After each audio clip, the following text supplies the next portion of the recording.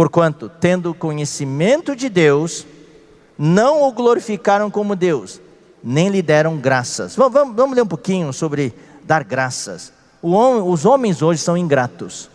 Irmão, que nós não sejamos ingratos. Pedro falou isso várias vezes nas mensagens dele. Nós murmuramos demais. Que tal começar a agradecer a Deus? A Bíblia fala em 2 Tessalonicenses capítulo 5, em tudo dai graças. Em tudo dai graças. Pela lógica não tem nada que dar graça, tem que reclamar mesmo. Mas em tudo dai graças. Eu já contei para vocês a história no passado, de ir para o aeroporto, tinha que pegar um voo para a Bolívia. Já estava saindo de casa meio atrasado. E daí, chega um irmão para pedir comunhão. Eu disse, irmão, não posso, tem que ir para o aeroporto atrasado já. Não, pelo amor de Deus. O irmão começou a chorar. Começou a chorar. Tá aí, eu entrei lá e ele me segurou uns 40 minutos. Eu ia chegar atrasado para o aeroporto. Acabou os 40 minutos de comunhão, orei com ele e tudo, ele foi embora feliz. Peguei o carro e eu reclamei no caminho. Ó Senhor Jesus, está atrasado. Ó Senhor, estou atrasado. Mas Deus falou, não reclame, agradeça. Ó, obrigado Senhor. Pelo menos a gente orou com esse irmão e assim por diante.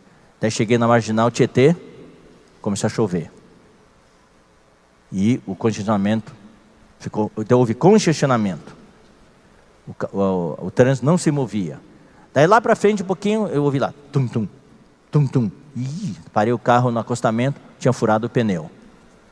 Na chuva, eu vestido para a viagem, já atrasado para ir ao aeroporto, ia perder o avião. Daí eu saí, eu olhei o pneu furado. Daí eu falei para Deus, Deus, você tem um senso de humor muito grande. Um senso de humor. Eu dava vontade de pegar e dar pontapé naquele pneu lá.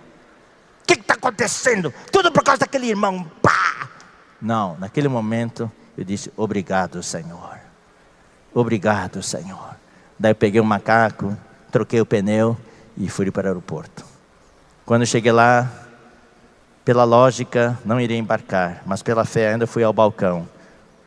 E para minha surpresa, ainda estava aberto o check-in. Daí me informaram que por causa da chuva, todos os voos se atrasaram. E eu fiz o check-in e ainda viajei. Em tudo dai graças. Não reclamem. Não reclamem. Vocês todos já conhecem aquela história de um cara que reclamava que não tinha dinheiro para comprar um sapato novo. O sapato dele está muito velho, reclamava, até que andando viu um homem sem pé. Sem pé. Daí ele parou de reclamar. Obrigado Senhor, não tenho um sapato novo, mas ainda tenho meus 2 pés. Vamos agradecer o Senhor. Agradecer o Senhor. Então aqui, os incrédulos não dão graças. Então vamos lá, Mateus 5,45. Para que vos torneis filhos do vosso Pai Celeste, porque Ele faz nascer o seu sol sobre maus e bons, e vir chuvas sobre justos e injustos. Toda manhã, Deus envia o sol, e às vezes faz chover. Não importa se você é justo ou injusto, se você é bom ou mal, Deus é bondoso. Vamos agradecer a Deus por isso. Atos 14, 15, 17 nós já lemos. Agora 1 Timóteo 6, 17. 1 Timóteo 6, 17. Exorta aos ricos do presente século, que não sejam orgulhosos, nem depositem a sua esperança na instabilidade da riqueza, porque pode desaparecer de uma hora para outra, mas em Deus, que tudo nos proporciona ricamente para o nosso aprazimento, para o nosso desfrute. Tendo comida para comer, agasalho, tendo um teto, vamos agradecer ao Senhor. Vamos agradecer ao Senhor. Não reclame da comida. Jovens, não reclame da comida. Ô mãe, filé mignon de novo? Por favor, jovens. Por favor, jovens. Ou picanha de novo? Não reclamem. Procurem ver aquelas imagens das crianças africanas sem comida, sugando o seio da mãe, seio seco, sem leite já. Leiam sobre as crianças lá do Haiti que fazem bolachas de barro para matar a fome. Comem barro, bolachas para fingir que é bolacha para comer. Não desperdicem comida. Ponha no prato que você pode comer. Nunca jogue a comida no lixo. Se você não sabe se a comida é boa, põe um pouquinho e prove, para não ter que jogar fora. Vamos apreciar o que Deus nos dá. Isso, irmãos, é fator de bênção para Deus. Estamos falando de ofertas. Agradeça ao Senhor o que você tem. Procure gerenciar bem o dinheiro que Deus te deu. Se você for encontrado um bom gerente, Deus vai te dar mais. Mas se você desperdiçar o seu dinheiro, Deus só vai te dar o pão. Deus não vai te dar semente mais. Mas se Deus te der semente e você semear, Deus vai te dar mais semente para você semear mais. Sejam espertos. Deus está testando a gente. Se Deus der semente para você semear e você come a semente, Deus te dá uma bênção especial naquele mês. Você ganhou 3 mil reais a mais do que normalmente. Você tem que ficar esperto. Nessa não caio, ó Senhor, já sei. Você me deu isso aqui para eu semear. Se você não for esperto, você vai comprar aquele TV de plasma que você sempre quis. Deus vai dizer, eu testei você e você comeu a minha semente. No mês que vem não vai ter mais. Mas se você semear, Deus vai te dar mais ainda. Eu falo isso de experiência pessoal. Irmãos, eu não posso dizer para vocês quanta bênção recebi do Senhor por ter semeado. Poderia contar história após história. Louvado seja o Senhor. Sejam espertos, irmãos. Não desperdicem. E Tiago 1,17. Tiago 1,17, nós já lemos, mas vamos ler de novo. É um versículo só. Toda boa dádiva e todo dom perfeito são lá do alto, descendo do Pai das luzes, em quem não pode existir variação ou sombra de mudança. Vamos ser agradecidos ao Senhor. Voltemos para Romanos 1:20, aqui fala, claramente se reconhecem, claramente se percebem, desde o princípio do mundo. Nós estamos no versículo 21. Portanto, tendo conhecimento de Deus, não o glorificaram como Deus, nem lhe deram graças, antes se tornaram nulos. Nulos quer dizer o quê? Vazios, vãos, na sua cabeça, fúteis, insensatos, como em Efésios 4:17. Efésios 4:17 fala o quê? Efésios 4:17 fala, isto portanto digo e no Senhor testifico, que não mais andeis como também andam os gentios, na vaidade, no vazio, na futilidade, na insensatez dos seus próprios pensamentos. É cabeça oca. Não sejamos cabeças ocas.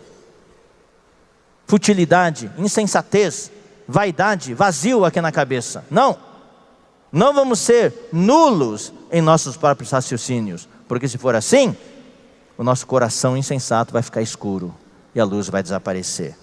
Versículo 22, inculcando-se por sábios, tornaram-se loucos. Essas pessoas se acham sábias, inteligentes, conhecem tudo, mas é loucura para Deus.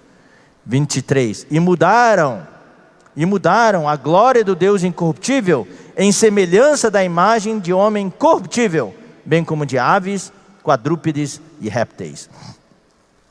Ou seja, Deus é invisível, Deus é incorruptível. Deus falou no seu primeiro mandamento que nós não devemos ter ídolos. Não devemos fazer imagem de escultura. E todas as religiões fazem imagem de escultura. Substituíram Deus por imagens. Imagem de homem corruptível, como de aves, bem como de aves, quadrúpedes e répteis. Você pode ver todas as religiões pagãs, e até mesmo hoje, no catolicismo, no espiritismo, um monte de coisas. Nas religiões afro, tudo tem imagem. Isso, irmãos, é idolatria. Abandonaram a Deus. Jeremias 2,11 diz: houve alguma nação que trocasse os seus deuses, ainda que não fossem deuses? Todavia meu povo trocou a sua glória, letra maiúscula, por aquilo que é de nenhum proveito. Então o homem hoje mudou a glória do Deus incorruptível em semelhança da imagem de homem corruptível, bem como de aves, quadrúpedes e répteis. Queridos irmãos, eu quero falar algo aqui, porque frequentemente irmãos nos procuram.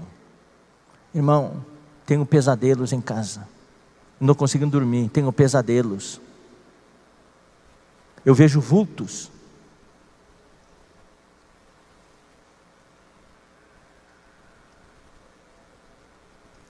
O meu filho não consegue dormir, dá pontapé, bate a cabeça na parede de noite e grita e chora.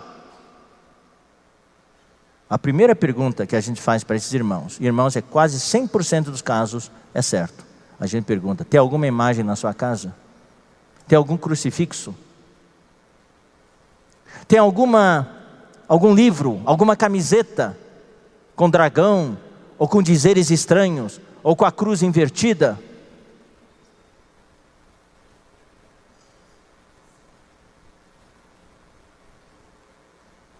Daí as pessoas respondem, procuram, a maioria das vezes tem. Eu comprei uma camiseta. Uma vez, alguns cooperadores foram na casa de um irmão, dormir lá, tudo, dar conferência. Daí, de noite, no quarto ao lado, o filho do irmão, do casal, dava pontapés e gritava de noite. Daí de manhã, os pais pediram desculpa. Falei, ele faz isso frequentemente. Daí os irmãos falaram, tem coisa no quarto dele. Eu estou falando isso por causa da idolatria, irmãos. Eu vou dar a dica daqui a pouco. Foram lá procurar, não encontraram nada. Não tinha imagem, não tinha nada. Daí sentaram na cama dele e tudo. Daí o irmão teve assim, um sentimento de levantar o travesseiro. Quando levantou, viu que o lençol todo estava escrito, estava do lado ali do lençol, tudo com a imagem de São Jorge e o dragão.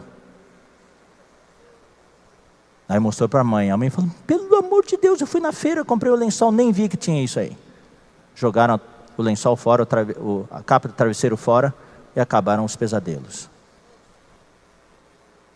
Outro filho, também, outro lugar, também mesma coisa. Daí quando foram no quarto, daí ficou evidente, tinha um pôster enorme, de um roqueiro, heavy metal. Com aqueles olhos diabólicos, escuros, tudo, com aquela roupa negra.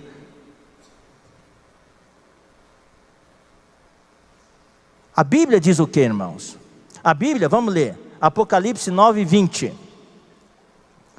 Deus quer salvar o homem da idolatria. Eu vou explicar por que a idolatria é perigosa. Nós não temos ídolos, mas muitas vezes nós escondemos ídolos sem querer. Eu não estou falando só ídolo de gostar de fazer certa coisa, não estou falando isso, estou falando ídolos de verdade, sem querer. Apocalipse 9:20. E é isso que o inimigo quer fazer, infiltrar essas coisas em nossas casas, através de ideologias, através de filmes, através de livros, através de objetos que a gente inconscientemente, por não termos consciência disso, não termos a sensibilidade disso, e muitas vezes através dos nossos filhos e jovens, que nunca os ensinamos sobre isso, eles introduzem essas coisas na nossa casa, e abrem as portas para os demônios. 9:20. Os outros homens, aqueles que não foram mortos por esses flagelos, não se arrependeram das obras das suas mãos, deixando de adorar os demônios e os ídolos de ouro, de prata e de cobre, de pedra e de pau, que nem podem ver, nem ouvir, nem andar. Isso vai durar até o tempo de Apocalipse. A humanidade está indo por aí. E se nós não tomarmos cuidado, se infiltra na igreja. Vamos ler agora 1 Coríntios 8:4. 1 Coríntios é o livro que trata desses assuntos da idolatria. Era um problema sério na igreja em Corinto. No tocante à comida sacrificada a ídolos, sabemos que o ídolo de si mesmo nada é no mundo, e que não há senão um só Deus. O ídolo em si não é nada, aquela estátua não é nada. Eu gosto muito de comer cachorro quente. Então uma vez eu descobri que os pãezinhos de cachorro-quente, aquelas bisnaguinhas, os melhores que eu já comi, eram fabricados pelos espíritas. Daí os irmãos falando, vou comprar mais. Irmão, se for assim, você não vai comprar mais nada. Você vai morrer de fome. O ídolo em si não é nada. O fato de um espírita fabricar isso não quer dizer nada. Tudo é santificado pela oração. O que influencia é o seu coração. Então vamos ler agora 1 Coríntios capítulo 10, versículo 19. Que digo, pois, que o sacrificado ao ídolo é alguma coisa? Aquela comida que é sacrificada ao ídolo é alguma coisa? Não, não é nada não. Ou que o próprio ídolo tem alguma coisa? Tem algum valor? Não tem valor nenhum. Quando morava em Sumaré, eu tinha um programa de rádio, uma vez por semana, a gente ia lá. Irmãos, do lado ali, tinha a imagem, em cima, Maria, tudo. A gente continua liberando a palavra de Deus sem problema nenhum, porque aquele ídolo não é nada para nós. Nós temos o Espírito. É quando as pessoas começam a ter uma veneração, uma admiração por aquilo, que é aí que entra a influência dos demônios. Olha só, versículo 20. Antes digo que as coisas que eles sacrificam, é a demônios que a sacrificam e não a Deus. E eu não quero que vos torneis associados aos demônios. Aqui, irmãos, Paulo nos abre uma janela para ilustrar algo. O demônio em si não é nada. Mas quando alguém sacrifica para o ídolo não é nada. Aquele ídolo, aquela estátua não é nada. Mas quando alguém sacrifica para aquela estátua, aquele ídolo, está sacrificando para o demônio que está atrás daquele ídolo. Então isso que eu quero dizer para vocês. Atrás de cada ídolo tem um demônio. Quando acende velas, tem um demônio atrás. Quando as pessoas vão lá fazer o sinal da cruz diante de uma imagem, tem um demônio atrás. Tem a influência dos demônios. E os demônios também curam. Também curam. Não é Deus que cura. É para enganar as pessoas. Agora eu vou falar um pouquinho sobre a influência que isso tem sobre os santos. Raramente nós temos essa oportunidade para falar isso para os irmãos. Nós temos entre nós irmãos com espírito forte. Mesmo que haja em casa um prato chinês, um jogo de prato chinês com dragão em cima, porque os pratos chineses são com dragão. O irmão Dong, quando eu era bem criança, eu me lembro claramente, ele foi convidado na casa de um irmão e serviram comida nos pratos com dragões. O irmão Dong falou, e eu me lembrei disso, irmãos, é bom não usar esses pratos. Quebre esses pratos, para não dar espaço para o inimigo. O dragão é o símbolo do inimigo. As coisas chinesas estão cheias de dragão. Irmãos, não comprem tudo que é chinês. Eles fazem negócio da China, você não. Muitas vezes vão vender coisas de dragão para você, coisas de idolatria. Não comprem camiseta com letras chinesas, palavras chinesas, sem saber o que está escrito. Pode ser uma coisa da idolatria. Uma vez a minha mãe estava andando lá aqui no Brasil, de carro ali, daí passou um rapaz com uma camiseta aí, chinês, andando assim, pá, com a letra chinesa. Minha mãe morreu de rir, deu gargalhadas. Eu disse, o que foi, mãe? Sabe o que está escrito na camiseta dele? O rei do torresmo. Esse chinês põe uma coisa que não tem sentido nenhum, e põe lá e o pessoal brasileiro compra e fica tudo lá. O rei do torresmo. Mas tem pessoas sensíveis, e quando é visita na casa desses irmãos, encontra objetos, e quando jogam fora esses objetos, seja um lençol, seja uma camiseta, seja um crucifixo, uma correntinha que a avó deixou, está no fundo do baú, tem influência. Tem irmãos que não têm influência, eles são fortes, o espírito deles está blindado, mas tem irmãos, a maioria dos irmãos tem sensibilidade, e começa a ter sonho de noite, pesadelo e assim por diante. Isso chama fazer limpeza, isso chama limpar o passado. Tem irmãos que eram espíritas antes, e tem aquelas roupas do espiritismo ainda guardado no guarda-roupa, não usa mais, está lá. E isso abre portas para o inimigo. Tatuagens abrem porta para o inimigo. A Bíblia fala claramente que é uma prática demoníaca, marcar o corpo. Dá para remover a tatuagem. Dói um pouco, mas com laser dá para remover. Nós temos que fazer uma limpeza. Hoje o inimigo ataca de todos os lados. Uma vez nós fomos na casa de um casal, num outro país. E daí a irmã, a esposa do irmão responsável, falou, todas as noites, às 3 da manhã, ela acorda com um pesadelo. E ela levanta para orar. O que ela vê? Ela vê uma figura demoníaca aparecendo para ela, acordando ela para ela orar. Acorda para orar, uma figura demoníaca. E estávamos hospedados lá, Roberto Graner, eu e outro irmão. Daí eu falei, irmã, tem alguma coisa nessa casa? Ele falou, Esdras, não tem. Nós sabemos que não deve ter. Nós somos da igreja já há mais de 20 anos, não tem. Daí o irmão que estava conosco, estava hospedado no quarto do filho, falou, irmã, eu vi uma coisa na mesa do seu filho. A irmã falou, o que é? Aquele jogo, aquele baralho com as figuras do Yu-Gi-Oh! Que a Globo exibiu um bom tempo na televisão, aquelas figuras demoníacas. Daí ele trouxe aquele baralho, aquelas cartas, e quando a irmã abriu assim, falou, está aqui ó, o que eu vejo todos os dias. Uma das figuras é que ela via todos os dias. E daí nós tínhamos que viajar. Daí nós falamos para essa irmã e para o marido, tem que queimar, mas não é você que tem que queimar, ele tem que queimar. Daí nós fomos, viajamos, depois ela mandou uma mensagem. Eles pegaram o jogo de cartas e falaram que o filho estava com um comportamento muito estranho ultimamente.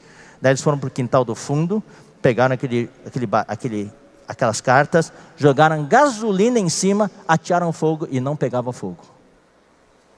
Não pegava fogo. Daí jogaram mais gasolina, tentaram, finalmente pegou fogo. Daí quando pegou fogo, começou a queimar o filho, de repente, o negócio saiu de mim, ele falou. Irmão, não estou contando historietas. Estou falando, irmãos, no tempo do fim, essas influências demoníacas vão aumentar. E nós precisamos nos guardar.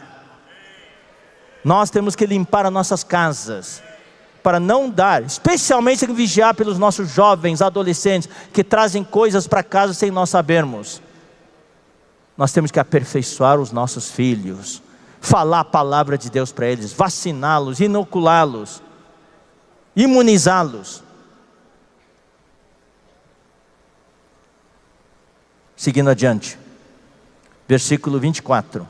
Por isso Deus entregou tais homens à imundícia, pelas concupiscências de seu próprio coração, para desonrarem o seu corpo entre si. Irmãos, isso aqui é a ira do abandono. Pelo fato de o homem ter abandonado a Deus, de maneira consciente, Deus então retirou deles a sua restrição, a sua graça limitadora, e entregou os homens para estarem ao seu próprio destino. E quando o homem fica no seu próprio destino, daí as influências demoníacas e diabólicas entram e tomam controle do homem. Isso é o que está acontecendo no mundo de hoje. Por isso, irmãos, eu quero dizer, urge pregarmos o Evangelho. Precisamos salvar este mundo. Estamos revivendo os tempos de Noé. Estamos revivendo os tempos de Sodoma e Gomorra. Por isso que a Bíblia fala, como foi nos dias de Noé, como foi nos dias de Sodoma e Gomorra, assim serão os dias do tempo do fim. Assim será na vinda do Filho do Homem. Deus entregou tais homens.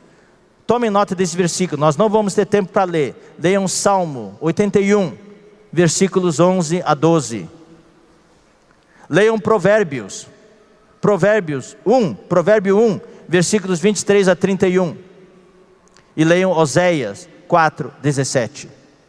Essas 3 passagens mostram que quando um homem escolhe conscientemente abandonar a Deus, Deus entrega esses homens ao seu próprio destino.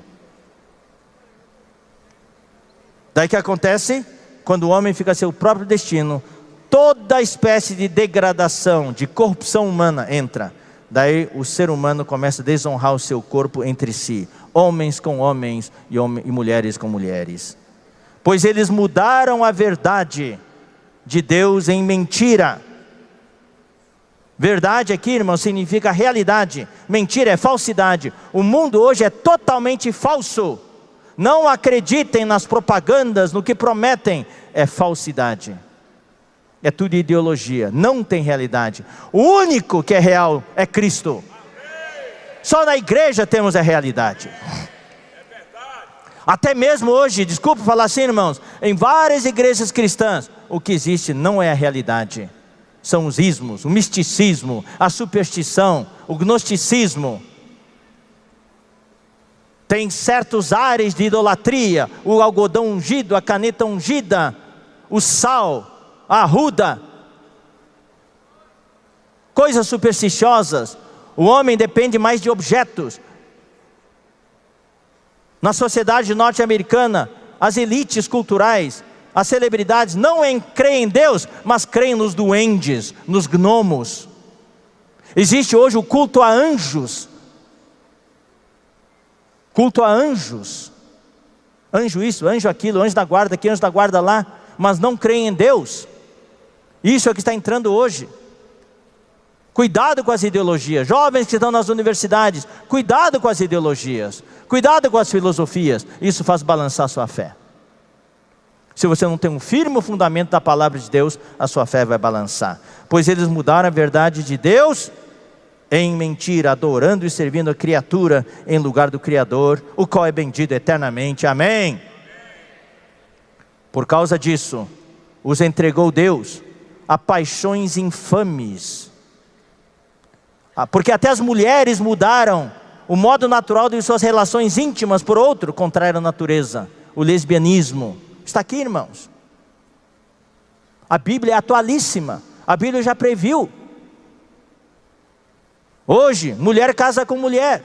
E a coisa mais aceita. As pessoas, celebridades, são casadas com mulheres, mulheres com mulheres. Semelhantemente, os homens também, deixando o contato natural da mulher, em vez de casar com mulher, o homem casar com mulher, se inflamaram mutuamente em sua sensualidade, cometendo torpeza, homens com homens, e recebendo em si mesmos a merecida punição do seu erro. Essa punição são as enfermidades. O AIDS é um deles. É uma dessas enfermidades. Hoje, homem casando com homem, especialmente em Hollywood, isso é moda, mulher com mulher, homem com homem. Âncoras de noticiários.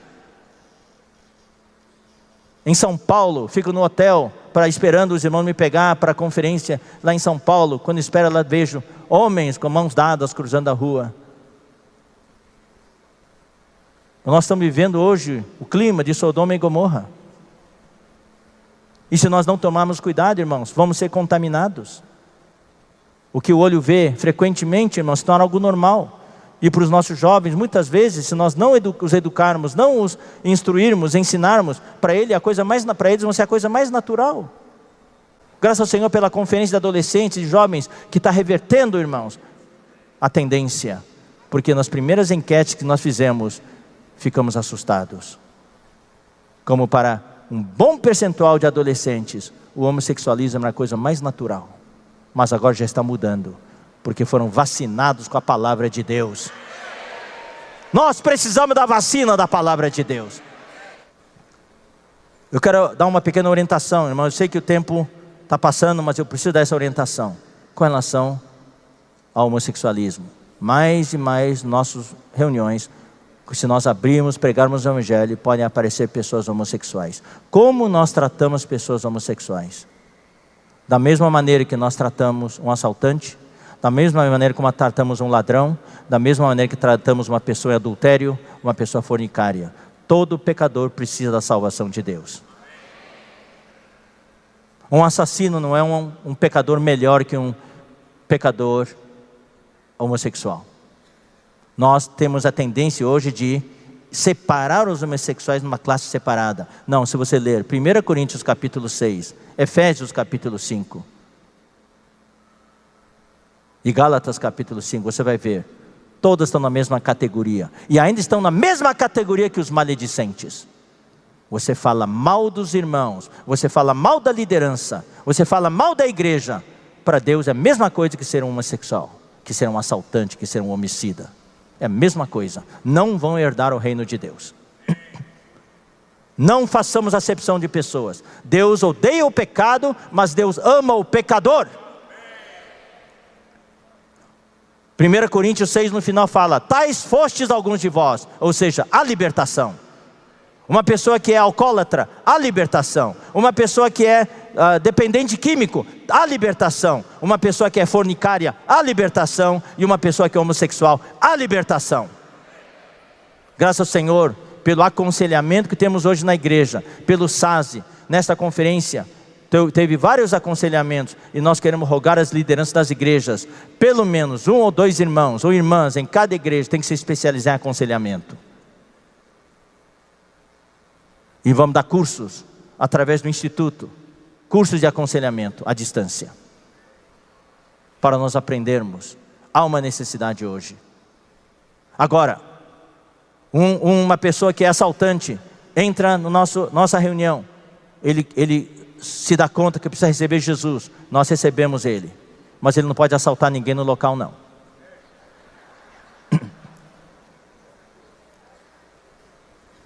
Uma pessoa que é ladrão, ele sente que ele é cleptomaníaco, ele precisa de libertação, ele vem para a reunião, mas não deve roubar ninguém. Uma pessoa que é homossexual, ele tem direito de ouvir o evangelho, mas quando ele entrar no local, pode até vir o par, sentado junto, mas tem que se comportar na reunião. Não pode dar sinais nenhum de que eles são um casal homossexual. Tem que estar lá para ouvir a palavra de Deus. Essa ordem nós precisamos ter na igreja, nas reuniões, mas nós temos que amar aquelas pessoas. Os filhos dos irmãos, mesmo os irmãos adultos, que decidiram contar para os irmãos, sair do armário, contar para os irmãos, que tem essa fraqueza, que tem esse conflito de identidade sexual, nós temos que ajudar esses irmãos. Recebê-los, acolhê-los, não condená-los. Assim como nós ajudamos o irmão que caiu em adultério e se arrepende. Assim como nós ajudamos o irmão que defraudou outro irmão e se arrependeu. Nós temos que ajudar todos os irmãos na igreja que se arrependem e querem ajuda. Nós não podemos excluir ninguém. Só Deus pode fazer isso. Eu espero que tenha sido claro, o tempo é pouco. Os princípios que nós devemos ter na igreja, de acolhimento, de ajuda às pessoas. Mas se a pessoa vem e abertamente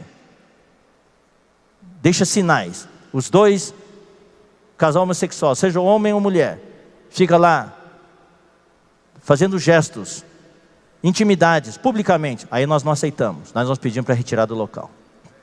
Os irmãos entenderam? Mas se eles se comportarem para ouvir a palavra de Deus, para receberem libertação, são bem-vindos.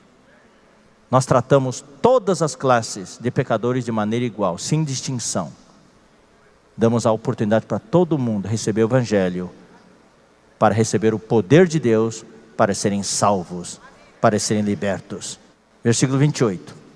E por haverem desprezado o conhecimento de Deus, o próprio Deus os entregou a uma disposição mental reprovável para praticarem coisas inconvenientes. Não é Deus que faz isso, Deus simplesmente os abandonou, tirou a restrição e deixou esses homens à própria vontade.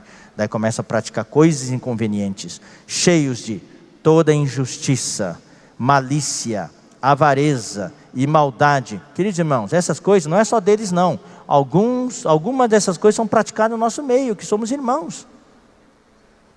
Possuídos de inveja, homicídio, contenda, dolo, malignidade, sendo difamadores, caluniadores.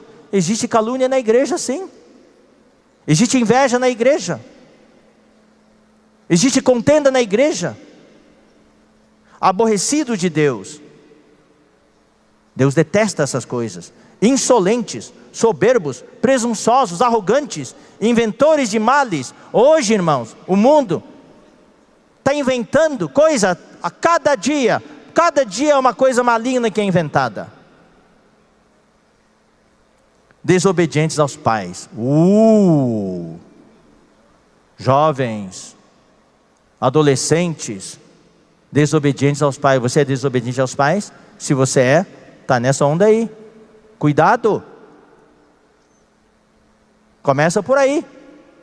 Insensatos, pérfidos, sem afeição natural e sem misericórdia.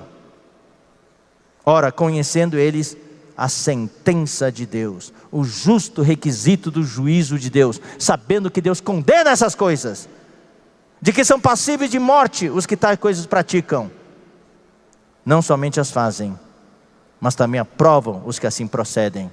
É isso que existe na mídia hoje, nos noticiários, entre as celebridades, na entrega do Oscar.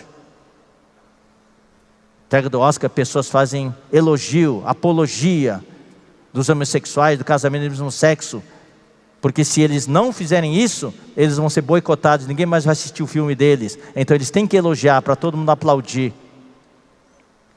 Eles sabem que Deus condena essas coisas, mas ainda assim aprovam.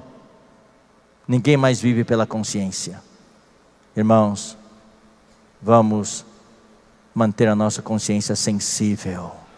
Vamos cuidar da nossa consciência. A consciência é a porta do Espírito. O Espírito tem 3 partes: consciência, comunhão e intuição. Ó Senhor Jesus.